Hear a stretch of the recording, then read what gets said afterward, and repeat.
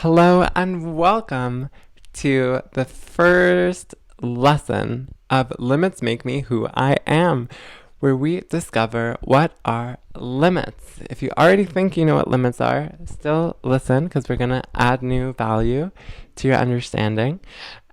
And we're going to show you that limits aren't actually something boring. We think they're boring, but we can make them quite exciting. We're going to use some analogies to help us understand and some references to everyday things. Finally, we're going to talk about what makes them effective. Okay, so what are limits? What comes to your mind when you hear limits? Pause right over here and think about it for a moment. If you just paused, welcome back. What comes to mind when you think of limits? Well, for me, what comes to mind is, it's in the word, speed limit. Something like maximum 60, maximum 100. That tells you the upper limit, the fastest that you can go on a given road. What are some other things that come to mind? For me, a fence. A fence, like around a house, a property line, is an example of a limit. It shows you what is okay to come to, like what's okay to approach, at what line can't you pass. Anything else? Another thing that comes to mind for a limit is somebody saying something very clear, like, no, that's not okay. So let's get into it a little bit more. What makes limits effective? So, and really, what are limits? So limits are essentially boundaries. They're lines that say when something is not okay anymore. Like there's a range that it's okay, and then you hit a point, and then it's not okay. So for those speed limits, if it's like maximum 100, sure, you can go up to 100. Maybe if they're in some regions, you can go a little more, and then it's not okay. Now, what makes those limits effective? Well, and listen closely, because the same applies to the way we set limits on ourselves and our families and our peers and our partners. So, a speed limit is effective when it's very clear. Like there's a big sign and it says maximum 100 and it's clear. Like it's 100. If it just said, don't go fast, you'd be like, what? What do you mean don't go fast? Like, what is fast? How can a police pull someone over for saying don't go fast? If you ask 20 different people, don't go fast, they won't know what fast means. And it's the same thing with our partners. If we tell our partner, don't talk to me this way, and you pull over 20 partners and you say, what does this way mean? They're not gonna know. They are not going to know. They are clear. 100. Clear. Okay? It's very clear. The number is right there. 100. This is not okay.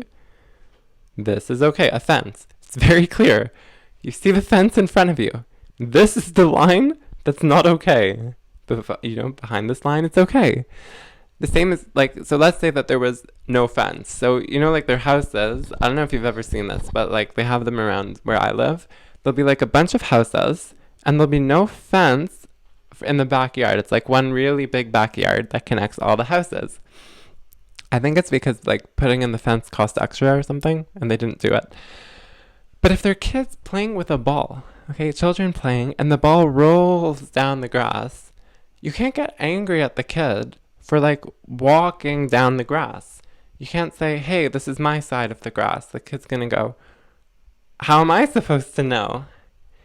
And then they're gonna say, well, I don't know. And then the kid's gonna say, well, I don't know either, guys. It's not clear. This is something also that I picked up on when I was working as a camp counselor. So often we would have time where I'd have to lead an activity for young children, about 4 to 6 years old. And they'd be a free play area where we'd have puppets and we'd have drums and other instruments and we'd play a game together. And what other counselors would do is they would just tell the kids, stay in this area, and then they'd yell at the kids whenever they think they went too far. But I thought these counselors were honestly quite dumb, because how is the kid supposed to know what you think by far? Honestly, that tree. How are they supposed to know? You have to make it clear. And then I bet you the counselor's just lazy. Like they don't even want to think about what that limit is. So they're like, I don't know, don't go far. And then they start yelling at the kid for going like down the hill. Like, what? It's dumb. Guys, it's the same thing with our partner. If we're not clear, they're not going to know. Okay? Like, they are not going to know. Got to make it clear. So what I did was I got pylons, like those little pylons. They were like maybe a foot tall, and they were very colorful. We had pink, red, green, blue, like lots of different colors. And I had my, the kids who I made my special helpers. Who wants to be the special helper? Here's the pylons, and I'd make it extremely clear. I'd point, okay, come with me. Like, we're going to put them down, and we go together. Like, this tree, here, here, here. I'd walk with them, and we put down our pylons around. Like, we'd make like a circle. And then I told the kids, stay in the circle. Boom. Easy. If your ball rolls out the circle, you can get it. There was no cars. Like, we were in a isolated space. But just try stay in the circle. Guys, I saved my voice. I don't have to yell at them. Why should I yell at... By the way, you should never...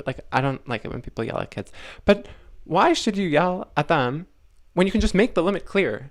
And then they know. Guys, our partners, they want to know what to do. But we just have to make it clear. Okay, that's the first one. Clear. The next thing that makes a limit effective is if it is consistently enforced, okay? There's three things: clear, consistently enforced. What do I mean by this? Let's say, and I bet you that you have experienced this in your life. Let's say that the speed limit says maximum 100, okay? But you know that the police isn't going to pull you over unless you go over 120 or over 125, okay? I don't want to encourage people to do things that are illegal, but when I did my driving test in my community, near Toronto, I had to go on a highway as part of the test. And I heard, I think it's a lot of people hear this, that if you speed on your driving test, you fail. You're not supposed to speed on a driving test. So we get on the highway, right? And it's maximum 100. So I'm okay, I'm not going to go over 100 on this highway because I don't want to fail my test. And you know what? You know what the guy says to me, the examiner? He says, you're slowing down traffic. You have to go at the rate of traffic. You're going too slow. And I'm in the slow lane. And I'm thinking, do I listen to him? Do I speed?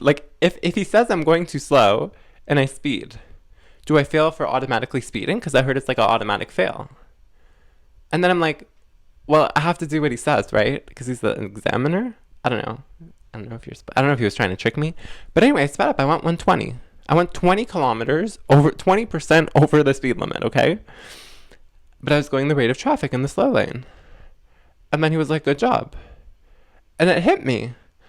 No one goes 100. Even your driving examiner on your driving test tells you not to go 100. And this is an example of a limit that is not consistently enforced. If you do not enforce the limit, no one, and I mean no one, is going to follow it. It's the same thing with ourselves. So if we tell our partner, one time, don't do that. I don't like it when you do that. But remember, we want to be clear. I don't like it when you speak to me with this tone of voice, like what you just did now. Okay, that's a bit clearer. But if we don't tell them that when they do it most of the time, they're not going to know. We think that we tell our partners things once and they get it. But they're not going to know. If we don't enforce the limit, they're going to think it's okay. Because if it wasn't okay, then you would just enforce it, right? You would say it's not okay. People just assume that you say that things are not okay when they're not okay.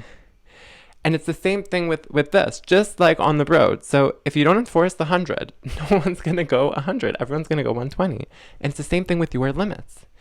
If you say that something is not okay, and you keep saying it's not okay, people are going to get the message. But if you don't say that it's not okay and you kind of let it pass, people are going to speed. No one's going to go the limit. Your limit is going to get ruined and no one's going to follow it unless you point it out every time, consistently enforced. The other part of a limit that makes it effective is well advertised. A limit that is well advertised. What do I mean by this? So let's say that the speed limits on the road, for example. So the government spends millions of dollars, okay, putting up a lot of speed limit signs. There are a lot of signs. I don't know if you noticed, but like if you're driving on the highway, like every kilometer, there's like another sign saying, remember, this is the speed limit. Well advertised, guys. If there was just one speed limit sign every 50 kilometers, I am telling you, no one would go the speed limit. We need to have many, many signs so that people keep getting reminders so that they know what the speed limit is. Well advertised. So this is what I mean, like every kilometer you have a sign, okay? What do I mean by this? You have to make it very clear and like advertise to your partner. You have to keep reminding them what the limit is that you have. So let's say like the limit that you have is it's not okay for them to come home after midnight, okay? When like on certain nights of the week because you want to go to bed together. If you don't remind them, if you just tell them like 4 months ago and you don't remind them, they're going to forget. Just like the speed limit. Like there are many speed limit signs because you need to keep it well advertised, many of them, to remind them, okay? So those are the components of a limit. So a limit is, again, let's just recap. A limit is a boundary between what's okay and not okay. So we talked about examples of a speed limit sign and a fence. The things that make them effective is when they're clear, like the speed limit's very clear, when they are consistently enforced, when every time somebody speeds, like in a school zone, this happens. Like if you speed in a school zone, someone's going to pull you over. And then you know not to speed in a school zone. They're consistently enforced and they're well advertised. There are many speed limit signs to remind you what the speed limit is. We're going to give a little bit more examples of this in the next lesson. So thank you so much for listening here to what is a limit, a boundary where something's okay and not okay, and what makes them effective, those three things. Clear, consistently enforced, and well advertised. In the next lesson, we're going to get a little bit more into this and give some more examples. Thank you so much for joining me, and I'll catch you in the next lesson.